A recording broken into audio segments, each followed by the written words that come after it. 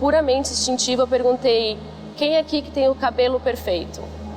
E uma classe, eram 3 classes juntas de crianças entre 5 e 6 anos, então ao redor de 50 crianças. E aí você vê o medo na cara deles, né? Um levanta a mão, aí olha pro lado, o outro levanta. E quando você vê todo mundo levantou: a tia tem o cabelo perfeito, você? Falei: bom, abaixa a mão. Quem aqui que tem os pais perfeitos? E a mesma coisa, aquela, né, desconfiando, não sei o que, todo mundo levantou a mão. Eu falei: ok, e se eu falar pra vocês que ninguém aqui tem o cabelo perfeito? Aí eles: oh!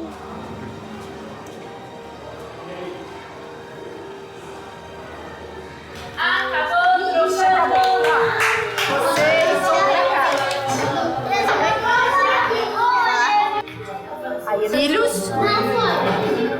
Eu penso que faz parte do desenvolvimento da criança ela representar as pessoas e se apropriar de alguns personagens para experimentar jeitos de ser nessa vida. Por que ela não gostava da janela dela? Mas por que as crianças jogavam pedra na janela dela? Porque era a prova das... Ninguém estava esperando aquela conversa, até eu me surpreendi pela surpresa das crianças. E a gente foi para a sala de artes pintar, brincamos com tinta, desenhamos junto, misturamos, fizemos cores. E aí no final da atividade, cada um veio trazer o caderno de artes para eu olhar. Infelizmente, né, o caderno de artes numa escola, ele não é um caderno de rascunho, não é um caderno em branco onde as crianças criam livremente. O caderno de artes é um caderno de lição de casa. Então, a primeira página do caderno é igual de todo mundo, a segunda página é a mãozinha, a terceira página é uma casa, né? Não é tão livre a criação. Um menininho chamado Eric, que trouxe o caderno para mim, estava completamente vazio. As lições não estavam preenchidas. E eu, sem saber o que estava falando, brinquei ainda com ele. Falei: olha, você está assistindo muita TV, hein? Sem começar a criar um pouco mais. E aí, no final da atividade, depois que a gente saiu, a gente foi para o recreio. Eles sentaram para tomar o lanche.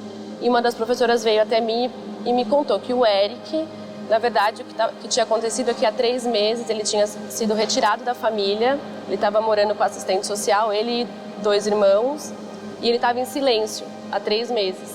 Fazia 3 meses que ele não falava uma palavra, e a escola inteira estava mobilizada, os amiguinhos, a tentar fazer ele se comunicar de novo.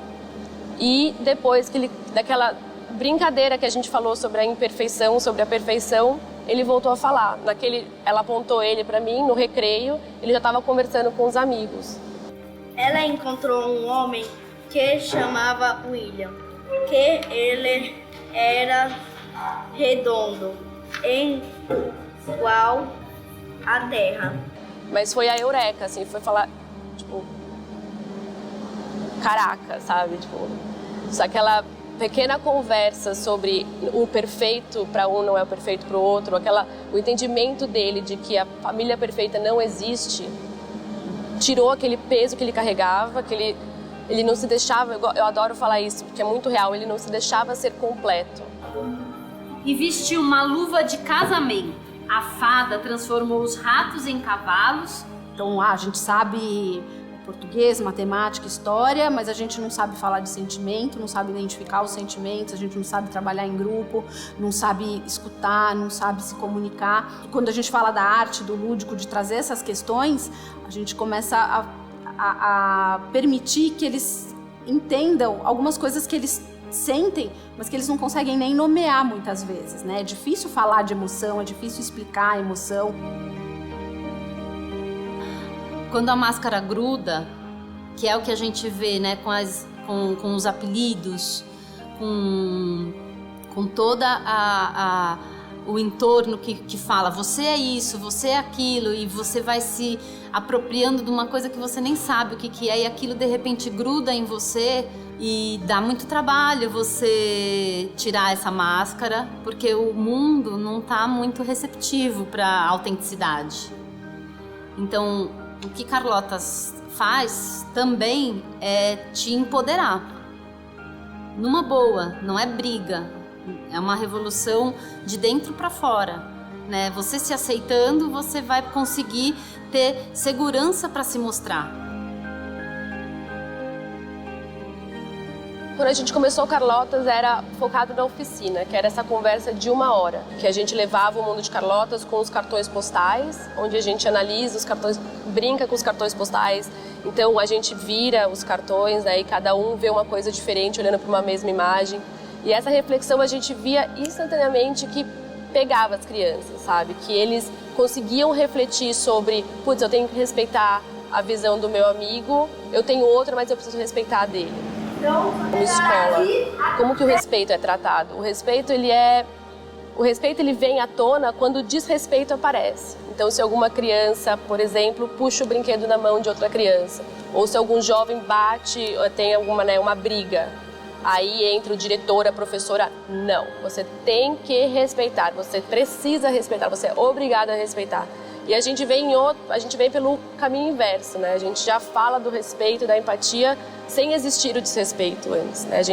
E pelo contrário, a gente vai para o ambiente, a gente faz a viagem para o mundo de Carlotas, né? Que é esse mundo mágico, que é um mundo... A gente usa a ludicidade para daí tratar desses assuntos. Pioca e alergia. Teve um traço que ela fez que ela falou, preciso apagar. E a gente tinha dito que em Carlotas não existe borracha e a gente não usa borracha, é um símbolo do mundo. E veio lágrima mesmo, um sofrimento de estar lá com aquilo, uma situação muito nova, né, de não poder reproduzir o que ela vinha acostumada e sendo ensinada na escola, né? Toda a conversa foi nesse sentido, dela poder relaxar, dela poder recriar em cima do erro, poder transformar aquilo em outro algo que ela não esperava. Então ela também foi um exercício de abrir mão da expectativa e ela conseguiu. E ela fez, ela terminou, ela ficou orgulhosa do que ela fez e ela entregou. Então ela, né, passou pelo portal, entrou em Carlotas.